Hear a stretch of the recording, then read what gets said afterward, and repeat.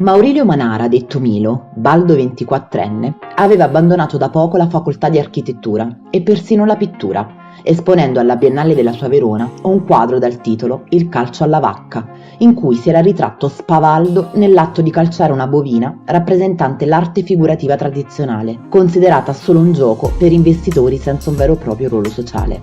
A dirla tutta, dopo la lettura dei fumetti di Barbarella, era rimasto impressionato dalla potenza espressiva della narrazione per immagini. Le avventure della formosa eroina fantascientifica gli avevano dimostrato come il fumetto potesse essere destinato finalmente agli adulti, dopo decenni di impostazioni infantilistiche. Con questo spirito ribellista sessantottino, Milo si voleva quindi tuffare nell'editoria fumettistica, esplorando un'arte sui generis capace di comunicare col popolo e rivendicare un proprio ruolo tra i nuovi media. Nessun editore sembrava però disposto a voler rischiare con questo esordiente. Nessuno, tranne uno. È il 1969, quando Furio Piano affronta un dilemma.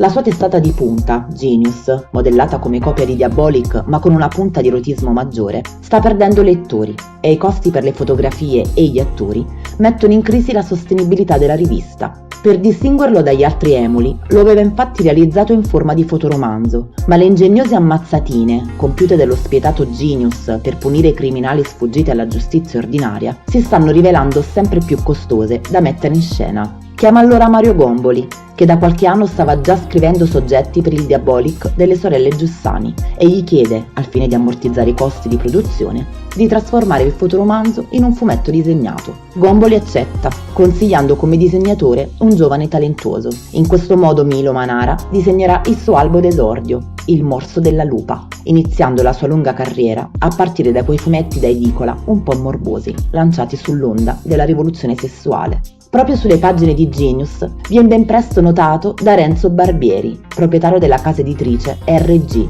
e padre nobile del fumetto pornografico italiano. Manara viene reclutato per disegnare lo scollacciato Terror, alternandosi poi tra Yolanda de Almaviva e Cosmin, testate di un editore votato alla quantità rispetto alla qualità, ma nelle quali, per la gioia degli umanisti dell'epoca, si fa strada un autore che non ha interesse a mostrare il suo corpo dei personaggi quali carne nuda, pronta alla macellazione lubrica secondo copione. Tra le pagine di queste avventure, talvolta ingenue e talvolta grevi, l'acerbo Manara si fa già notare per perizia grafica e gusto narrativo. Le forme femminili troveranno quindi un disegnatore finalmente aggraziato, rendendo tutta l'esperienza in RG anticipatrice di quell'erotismo elegante che farà entrare i disegni di Milo Manara nelle fantasie erotiche di mezzo mondo.